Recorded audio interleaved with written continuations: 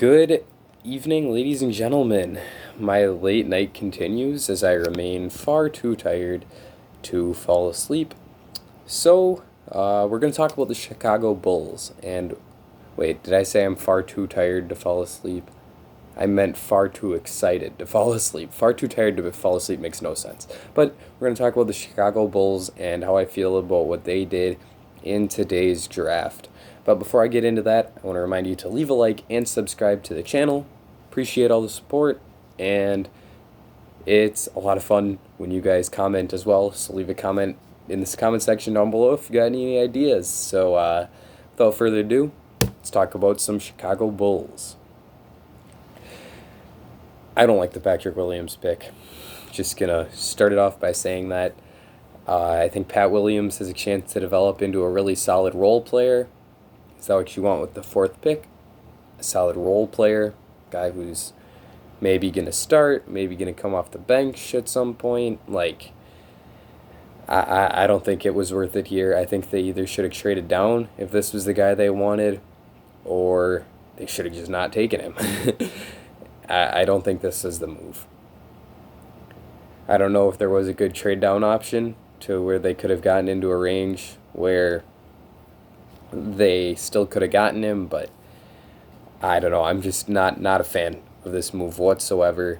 I know that Arturas Karsanovas, I don't know if I think that's how you say his name, is brand new here, and this is him trying to make his mark, but I don't like what he's done so far. It started with him not extending the qualifying offer to Shaquille Harrison or Chris Dunn. I keep mixing up Chris Dunn and Kendrick Nunn for no reason, but Shaquille Harrison and Chris Dunn, and while extending it to Denzel Valentine. Three moves that didn't make sense to me. If anything, I felt it should have been the other way around, with Denzel Valentine not getting the qualifying offer while Shaquille Harrison and Chris Dunn did get it. But, that was all right as long as he nailed this draft pick, and I don't think he nailed it. I think that he buffed it. I think that Patrick Williams he fits the roster well. He's going to be a guy with some playmaking potential on offense who can shoot it and maybe can do some stuff off the dribble, but really I see him being a guy that's going to score 12 points per game for you, average 8 rebounds per game, and give you 3 assists per game.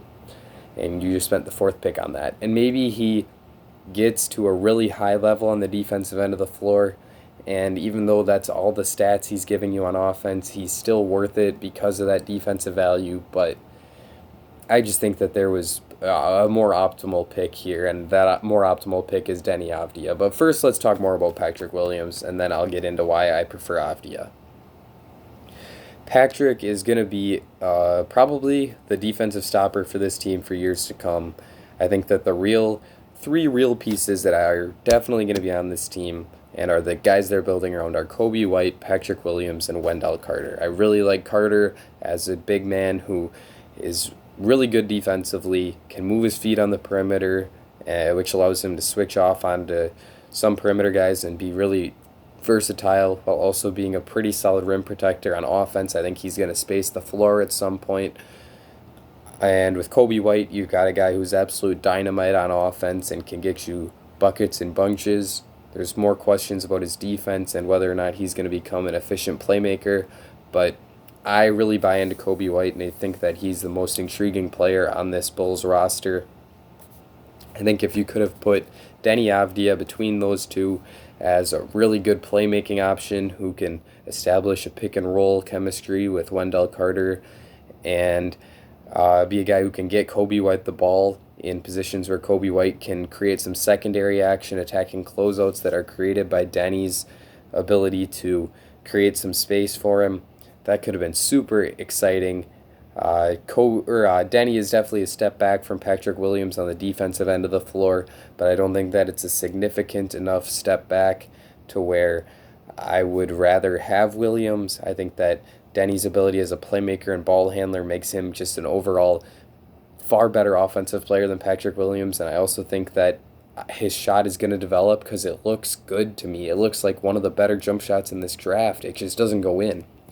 So if it starts going in, I think Denny Avdia has a chance to be a guy who averages 18 points per game, 7 assists per game, and 8 rebounds per game. And that's a lot better than 12, 8, and 3, like I said before for Patrick Williams, even if the defense is a step down. I get that Williams is really good defensively, like I said, and that's something this team needs. Kobe White, Zach LaVine, and Lauri Markkanen are three of the four starters on this, three of the five starters on this team right now, and none of those guys are very good defensively. Otto Porter and Wendell Carter are the two above average defenders on this team, and there's a chance, probably a pretty good chance, that Porter leaves this team in free agency this upcoming offseason. So hopefully Williams is ready to step into that role next year. I think that's probably the plan here. The Otto Porter contingency plan, you could call it, with Pat. But he's really going to fit here as a defensive monster who can really do some defensive playmaking for you and allow you to get out in transition a little bit. He also can be a secondary rim protector along with Wendell Carter. I just don't love it on offense. Like, he's super raw. I don't necessarily buy the jump shot, and I think that he's still going to have to work pretty hard on that in order for it to get to a acceptable rate. I don't think he's going to be able to do much in terms of creating shots for himself, which with the fourth overall pick, unless you're drafting a big, that's probably something you want, a guy who can create shots for himself. I don't see it with Patrick Williams.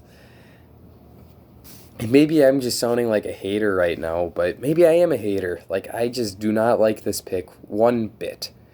Who could have been some other options for them here? Tyrese Halliburton could have been a perfect backcourt complement for Kobe White for the future. Guy who can play on the ball and off the ball, could play make for Kobe White. Could have spaced the floor well when he didn't have the ball in his hands on defense. Could have covered up for some of White's deficiencies. Love that fit. Allows you to think about moving Zach LaVine for some pieces and continue to get younger and continue to really rebuild around Kobe White, who I believe has a chance to be a top 30 NBA player someday. But they could have drafted Onyeka Okongwu, give you another option as a good defensive center. They could have drafted my favorite player in the whole draft, Tyrese Maxey, who, very similar to Tyrese, could have played both on and off the ball as a combo guard, could have really benefited from Zach LaVine's creation on the ball, taken advantage of some closeouts and created some secondary penetration where he's a very good finisher and hopefully an improved playmaker at the next level. You could have drafted, I don't think I would vouch for Obi Toppin over this, but I think I would vouch for Isaac Okoro, who could have done similar things to Williams, but is probably a better defender in my eyes, and also if he can take that step forward on offense, has a higher upside as an offensive player. So many guys I would take over Williams here if I were the Bulls, and this pick just doesn't make sense to me. In the second round, they took Marko Simonovic. Not going to pretend I know anything about this dude. I had never heard of him until the draft, so I know that makes me sound bad, but not going to have much to say there. He won't contribute to the way that I look at this draft for the Bulls, I'll say that much. But the combination of the whole Valentine versus Shaq Harrison and Chris Dunn thing, plus the draft of Patrick Williams, Carney Solovas is off to a shaky start. I'll say that much. What can he do to continue to improve this roster? I think they have 13 guys under contract right now.